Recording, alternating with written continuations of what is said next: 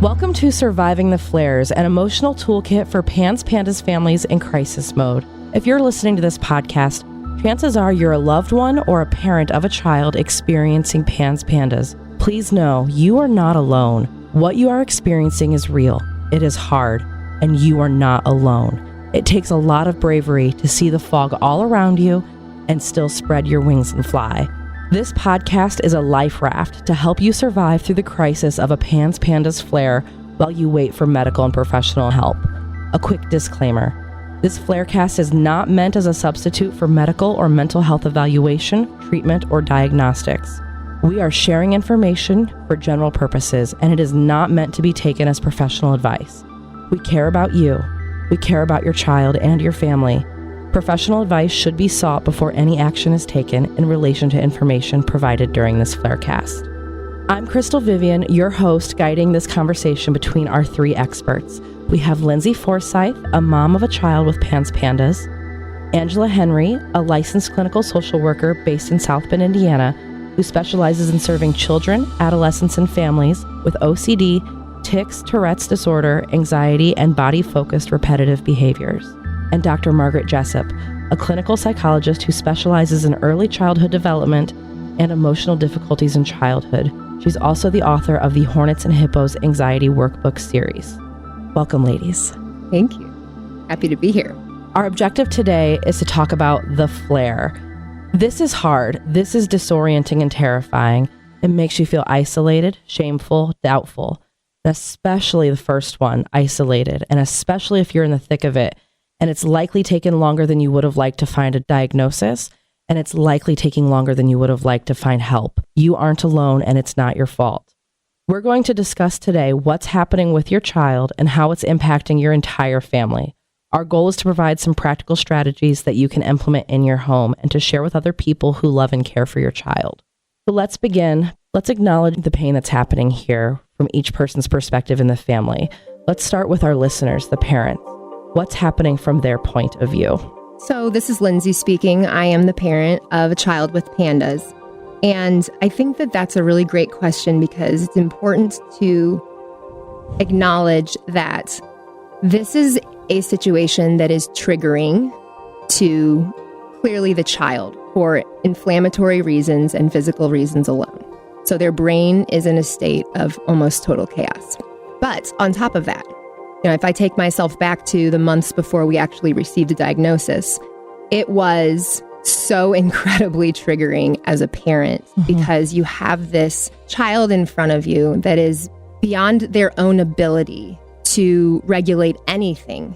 They don't even understand what's going on with them. They just know that something feels very off and they are having full-blown neuropsychiatric factors at play that are scaring them. They have siblings who are looking on, wondering what happened to their sibling, which is scary. It's change. It's causing tension in the family. As a mom, I think that the listeners who are parents will completely relate to the fact that your mind is going a mile a minute. You are feeling shame that you can't fix it. I think this is especially true. I know for my experience, it was especially true for my husband because he was used to being the guy that provides the answers when, the house starts to go up in flames. This is triggering because you don't understand it. You're trying to help your kid.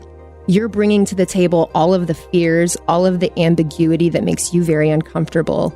And you are in a place of confusion yourself. So you have a triggered child, triggered mom, triggered siblings, triggered father. Mom and dad, more often than not, in my experience helping families, do not approach this the same way. One usually will take the, we have to fix the behavior. And one is taking the more like, no, something's really wrong here.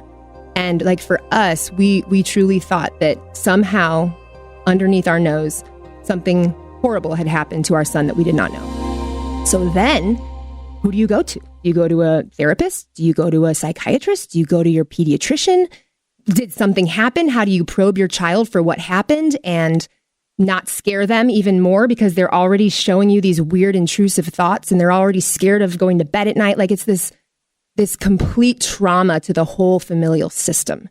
So I think that that's a great question because from a parent's perspective, you have, and I know that Dr. Jessup will touch on this later, but, you have these physiological responses going through your body because of the situation that's presenting itself in your bedroom or living room or wherever this is happening. You have your other children to care for. Your marriage is tense and stressed. Then you have in-laws or grandparents or teachers at school, and you just want to fix it. And you don't know how because you don't know what's happening. And Lindsay, just a question for you. For people who are listening and may not even know what PANS and PANDAS is, the curious and confusing thing about it is that typically if it's a first onset, they kind of can look like they go to bed at night fine. Mm-hmm. And then the next day they might wake up and it's like your child is completely changed and you don't know what happened in the night. Right. And so of course this is a really confusing time, especially if you don't even know what's happening. Right. Right. And, I spoke with another mom the other day and it was interesting. And I actually can say in true transparency, and I want, that's my goal, is I need to be a transparent parent for the other parents who need the vulnerability. They need to know they're not alone. I remember having a conversation with my mom and saying, this is horrible. I don't even know where to go. And what did I do wrong? How am I messing up my kids so bad? And she said, no, Lindsay, this will be okay. Just keep in perspective that you don't have a child in the oncology department at a hospital. She was trying to help me keep it in perspective. And I remember saying, but Mom, if he had cancer, I would know what it was. Or if he had cancer, other people would understand that there was something physically attacking him. This is invisible. It's funny because I've said that in true transparency to other parents, and they're like, I said the same. You're just trying to figure it all out. And so I know a lot of people listening to this have already gotten past that place. But I think that your question, Crystal, is great because it acknowledges to the parents that it's kind of, you're in a reactive mode. So when you get to a place where somebody can say, wait, hold on, let's label what's going on in your body too, Mom, in your body too, Dad. And you guys have grown up coping in different ways for different reasons. And then you have these other kids. So to set the stage, it's total chaos, not only within everybody, but among everybody. Absolutely. And I think that was a great explanation and really eye-opening to what the parents are experiencing. Now let's move to the child who's actually experiencing PANS PANDAS. What is happening with the child? And it's physical, emotional, social, mental. What's happening there? So I think one way to think about this is that the child has gone from the experience of a relationship with their parents that feels secure, the parents are able to help guide them, and now all of a sudden the parent is also a source of their threat. And anytime anything or anyone is both the place you go for comfort as well as fearful of, this is a very disorganized experience. And in the attachment world, we would call it looks like a disorganized attachment. However, 24 hours earlier, the child had a very secure attachment towards the parent, and the parent's responses were predictable. They knew their parents eventually would be able to provide them the support they needed. And so you get a back and forth between the child and the parent of not being able to trust each other, which is very disorganizing. Well, and I wanted to ask a follow-up on that, Dr. Jessup, because I think, we know as PANDAS parents that there is an inflammatory process going on in the brains of these children. So strep or some other environmental or infectious trigger, flare to flare depends, is causing this state of fight or flight or freeze. And there is inflammation in the brain that is causing them to some degree to be completely irrational and living out of the more reptilian, mammalian part of their brain. So can you touch a little bit on how that physical change or that physical thing that's happening inside of them is creating a situation where the parent is a threat? So from a parent's perspective, my child is emotionally up and down all over the place. They used to be kissing my cheek at bedtime. Now they're slapping me across the face. Can you explain how that physical change would be causing that, oh, I see my parent as both threat and safe place, and how that might be, like, just in terms of the brain?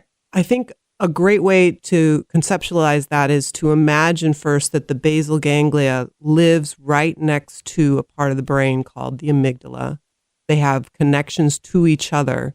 So the inflammation of the basal ganglia is causing the amygdala, the fight or flight response part of the brain, to set off towards things that are not a threat. Mm. And so you as the parent are no different than a kid at school or something they're even watching on TV. Things that were not a threat now are. That's what it feels like as a parent. Like, and you have to figure out what the heck, why. In addition to the basal ganglia having an effect on bodily movements, eye movements, so their behavior, their mannerisms also are not the way in which you have seen them in their baseline. So you as a parent are then having panic triggers to your own amygdala shooting off because this is not how my child responded before. Mm-hmm. And then those two things are going back and forth. And that's why it's so disorganizing for everybody. Dr. Jessup, can you also tell us about how mirror neurons kind of might work in there and what that might look like? Sure. A mirror neuron is a nice way of saying that our brains are actually wired to each other. And this is the base of attachment theory, that the parents are wiring the children's brains, meaning our predictability helps the child realize that when I have a need, others around me are going to come and help figure those things out for me. So a fun way we see mirror neurons in more day-to-day life is when somebody near you yawns, and you'll notice you feel a desire to yawn as well. Your brain sees something and then mirrors an action of others. So we see this with laughter sometimes. Even when someone's anxious, we feel their anxiety. The brains are connected at that level. So you've got a back and forth going on, being triggered by the inflammation in the brain. And you said something that I think parents are going to be like, oh, she gets it. So many parents will say, I looked at my kid and he's a shell of who he once was. Or they have that different look in their eye. They don't even look like themselves anymore. And so when you were talking about that amygdala response, that is a very good explanation for what parents see but can't really articulate, other than that's not my child anymore. So let's break that down, though. What we mean by amygdala response is the cortisol is released into the system, the heart rate goes up, the blood flow then increases to the arms and the legs. So they might kick, they might hit, their stomach shuts down because the blood flow is being taken from the gut out to the arms and the legs. They might have to go to the bathroom. They might have diarrhea.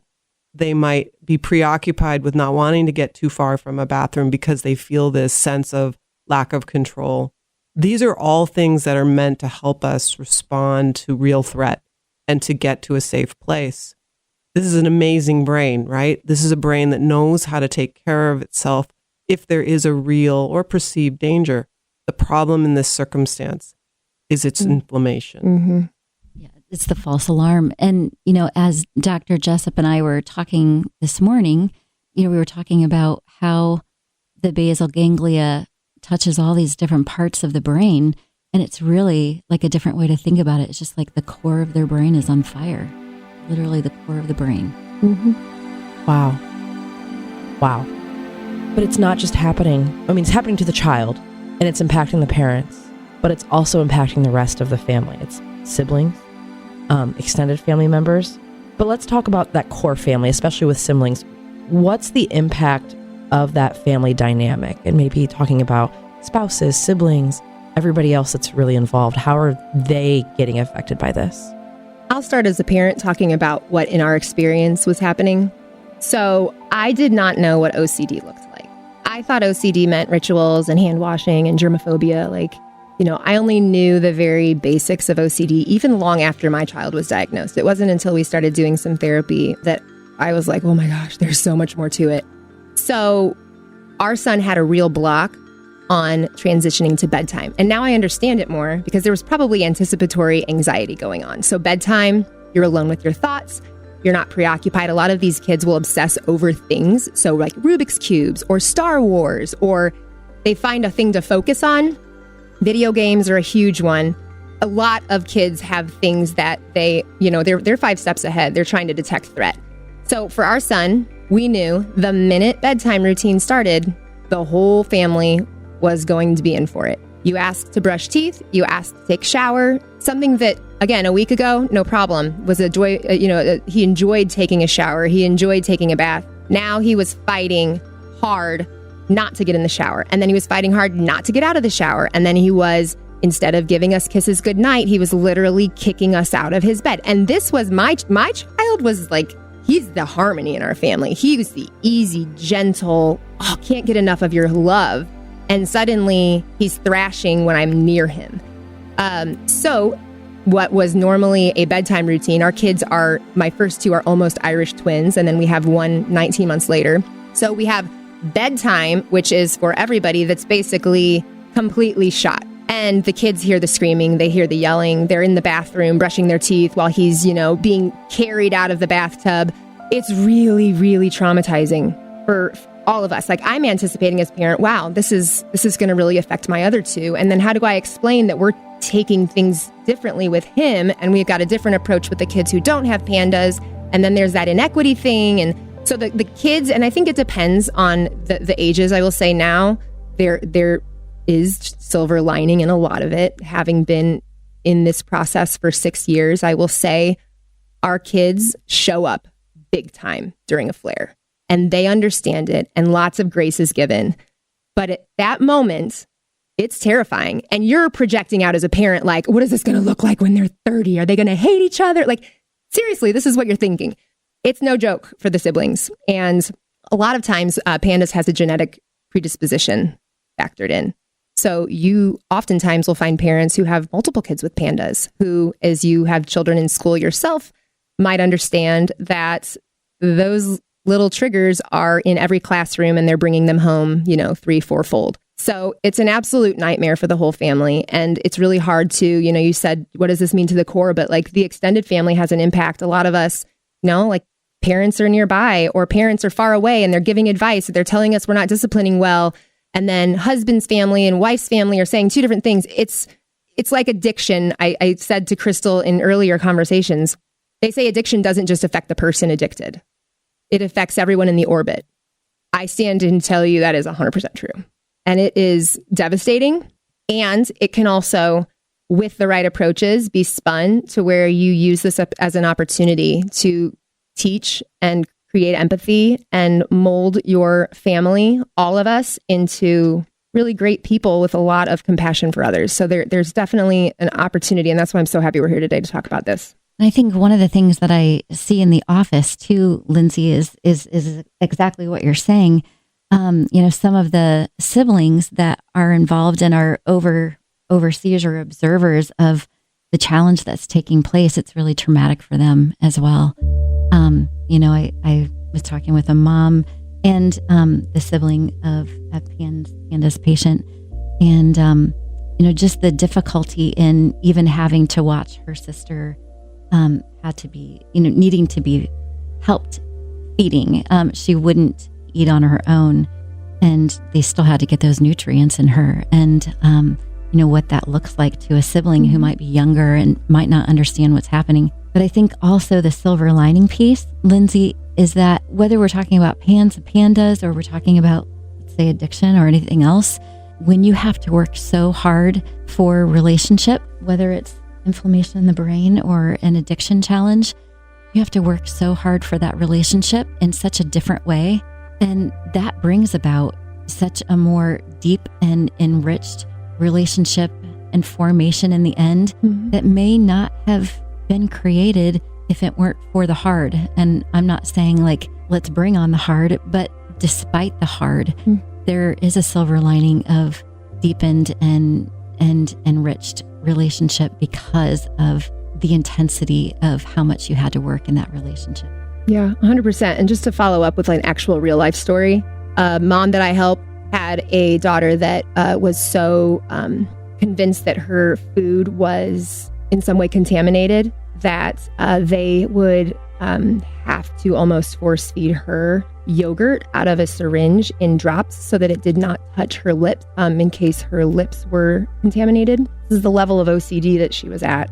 And she would scream and cry. And this was not a young child. I mean, this was like, we're talking middle school. And her younger sister knew, this is when I go up to my room with my iPad and I get my noise canceling headphones on and I put my head under my pillow and I just ride the wave. So then as a parent, you think, what's the resentment factor? I don't know. So then you're triggered more. It's really tough on the siblings. And I think what we all have to remember, parents, if you walk away with nothing else, this is happening to your family. This is nobody's choice. Your child is not choosing to be difficult or to refuse school or to refuse love or to be physical. This is a really tough thing you're all going through. And just like grief, you're all handling it in different ways. And some of those ways are maladaptive. Some of those ways are great. And we're all trying to figure it out. Showing each other grace, showing your kids grace, all of them, showing your spouse grace, yourself grace. This is really hard. And people are here to help. People who understand how this feels. Absolutely. But it's a shake to the entire foundation of the family. And I think any major illness, Lindsay, you talked earlier about, well, if my child had cancer, I'd be able to name it and I'd be able to take care of it, right? I'd know the treatment. Any illness is going to be really impactful to the entire family and is going to have that foundation shaking nature. But what makes PANDAS unique and perhaps especially difficult is the flare, is that symptoms are waxing and waning, is that sometimes your kid might be that baseline normal for a while, and then they have a flare, they're triggered by that immune response, or their baseline has gotten up so high that even their baseline is bad and it's a struggle. And then the flares are an even more struggle on top of that. Why is that happening? Can we talk about what is physically happening in those flares or with the child that's either changing the baseline or not changing the baseline, but is also flaring? Yeah. From a clinical perspective, again, I'm not a doctor, but I'll tell you the way my doctor described it to me. Every time, once this, mechanism, so to speak, is turned on. So ours, in our case, was strep. My child actually had the PANDAS autoimmune mechanism flipped on in their body a year before we actually had it diagnosed because we didn't know what we didn't know. And then retrospectively, when we went to Georgetown to a neurologist out there to get a diagnosis, she was putting the pieces together based upon medical records and a calendar of behavioral issues that I had noted. And one of the things that's very interesting and very difficult is child to child, trigger to trigger, and flare to flare. The symptoms won't always look the same. So it wasn't until a year later when my son not only had Epstein-Barr virus, didn't know. A lot of these kids, by the way, they think 50% of them do not show typical symptoms or even any symptoms of strep. So parents will be like, well, my kid's never had strep. And I said, my kid never did either, until I found out I was a carrier and probably they had it a million times and I didn't even know. So I never knew I gave it to them.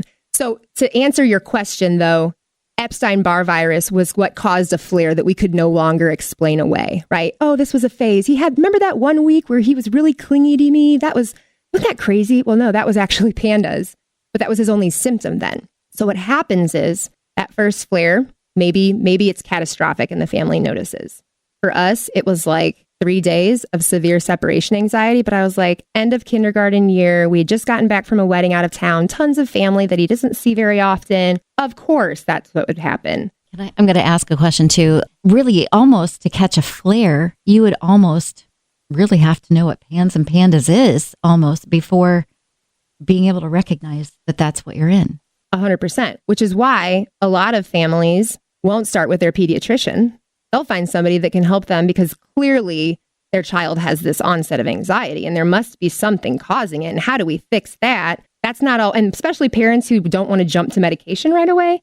Let's do some cognitive behavioral therapy. You're trying to be a good parent and you don't understand what's going on. So yeah, it's hard. It just kind of occurred to me that another way to look at it is almost like PANS and PANDAS masquerades around in the clothing of tics, anxiety, OCD, but we don't really understand that the core is PANS and PANDAS.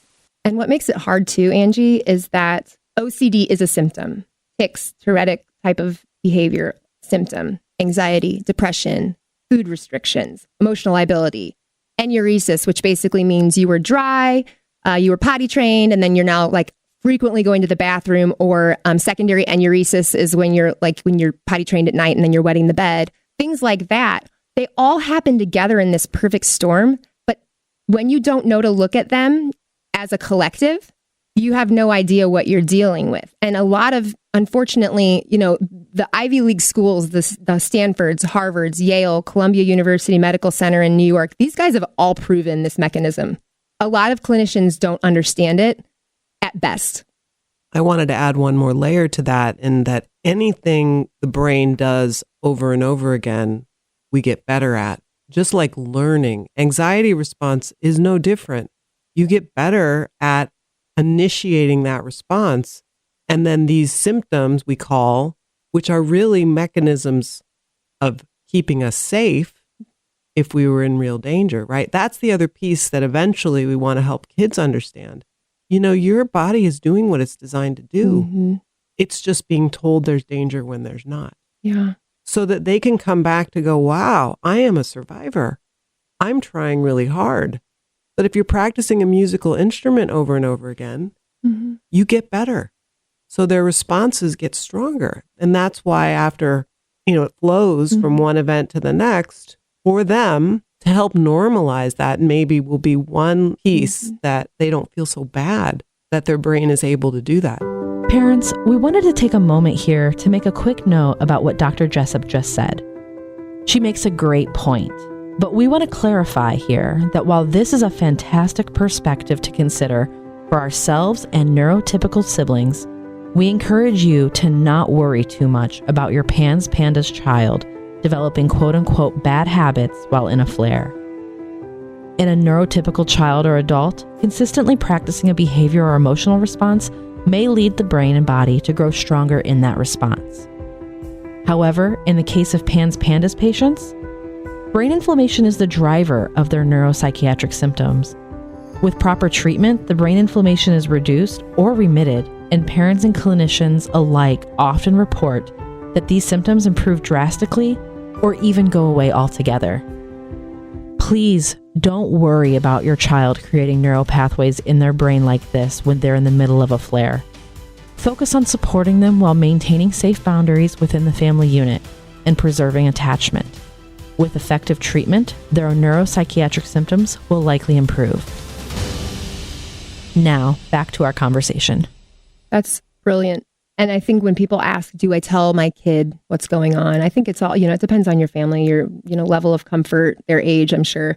We've always been really upfront with our son. And I think that it's interesting that the other night we were saying some nightly prayers, and we'd say two things we're grateful for and one thing we'd like Jesus to bless. And he said he's grateful for having PANDAS. And I said, why? He's like, I get to go to New York.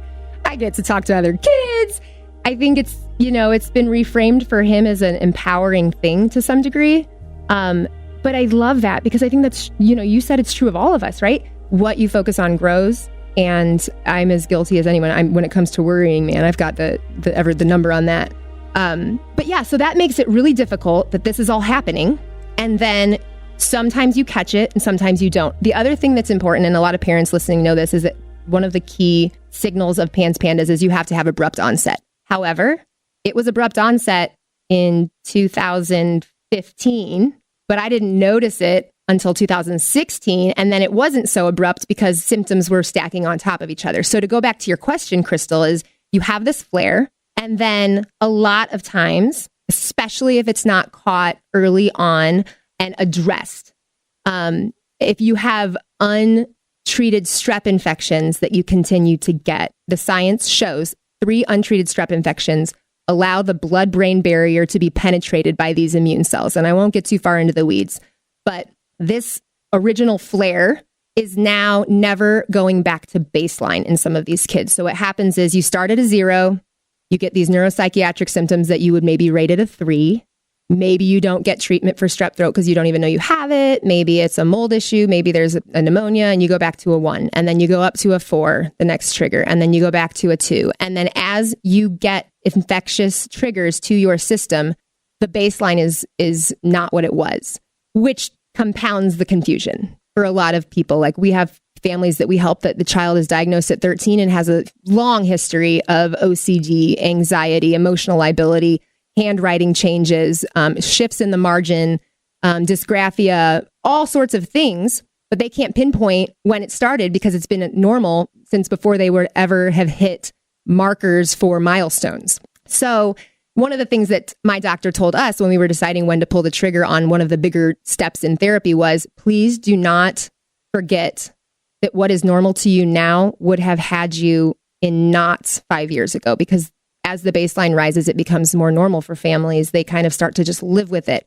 Part of that is they live with more isolation in some cases, which is really tough, again, on the entire family unit. Does that answer your question, Crystal? Yeah, absolutely. Okay. And it also sounds like the baseline changes not just for the child, but the baseline changes for the entire family. Yeah. And understanding, I think that last point of what was normal to you 5 years ago and what is normal to you now, totally different, is really big because, you know, there's that axiom about a frog in boiled water, which is not even true. But the frog boiling in water, if you have a frog and it's in a pan and the pan starts boiling slowly, the frog stays in. And but if you put the frog in hot water, it jumps out right away. Well, the frog's going to jump out either way. But the story, right? I was wrong all that time. I know, right? Like I use that as an example all the time, and then somebody like showed me the science of it, and I was like, "Dang it!" But it's so good. But that's what comes to mind, right? Uh-huh. Is that, and if you're in boiling water, you don't realize the change is so slow. You don't realize that it's time to jump out. Yeah. And I think I'd love one of you ladies to put some actual, like, real professional words around this. But now, when my kid looks at me funny, I'm like, oh, is this a flare? What's happening? Is this? I'll hear him. One of his things is a tick. So he'll sniff when he has, it's a motor tick that he has. But he could also have allergies, or maybe he has a cold. But the minute that kid starts sniffing, I'm like, great, here we go again. And then I'm anticipating the worst. So I just feel like, you know, when it comes to hypervigilance and what that does to the family dynamic, hypervigilance is a thing even between flares because you wait for the next shoe to drop, or hypervigilance after IVIG because you're trying to figure out if it's working and you're trying not to get strep, and the cycle there's always a reason. Can you maybe talk a little bit about what hypervigilance does to the family unit, or like how that makes stress levels rise, or how you could see this playing out in the family as a baseline, you know, between flares, but also then it's amplified during a flare? Just real quick, I want to add in just a little tip before we answer that question specifically, just for parents listening.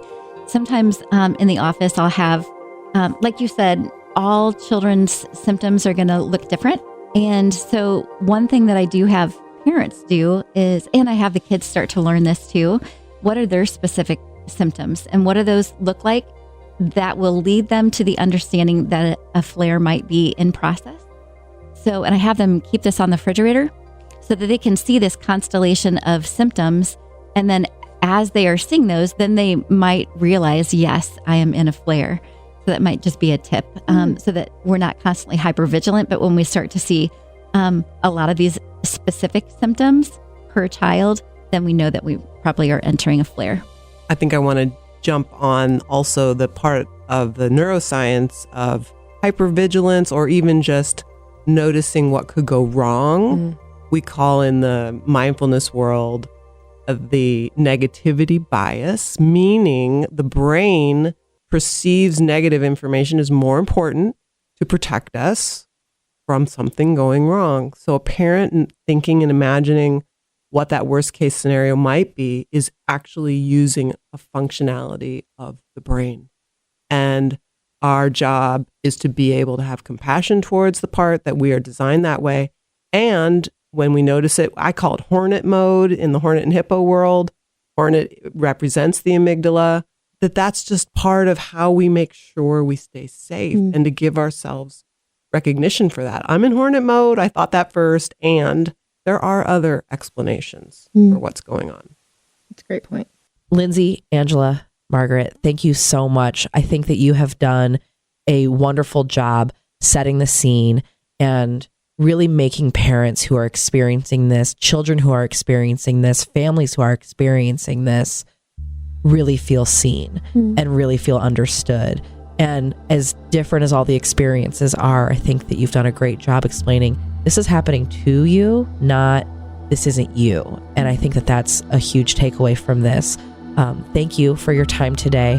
Thanks to our listeners for listening today to Surviving the Flares.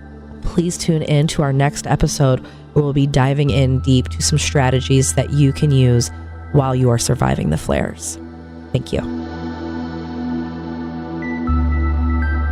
Thank you for listening to Surviving the Flares, an emotional toolkit for PANS PANDAS families in crisis mode. You can find additional resources in the show notes found in the description of this episode. If this Flarecast has been helpful for you, please leave a 5-star rating and review on your favorite podcast listening app. Ratings and reviews make it much easier for other families in crisis mode to find this resource. We also invite you to share this with your children's schools, close family friends, and extended family. Surviving the Flares, an emotional toolkit for PANS PANDAS families in crisis mode, was edited and produced by Tommy Lee. Thank you to our panelists, Lindsay Forsyth, Angela Henry, and Dr. Margaret Jessup. I'm your host, Crystal Vivian. We leave you with this. Please remember, you are not alone. Your family is not alone. What you are experiencing is real, and there is help available. PANS PANDAS can feel like a heavy fog on your family. It takes a lot of bravery to see the fog all around you and still spread your wings and fly. And remember, we're flying with you.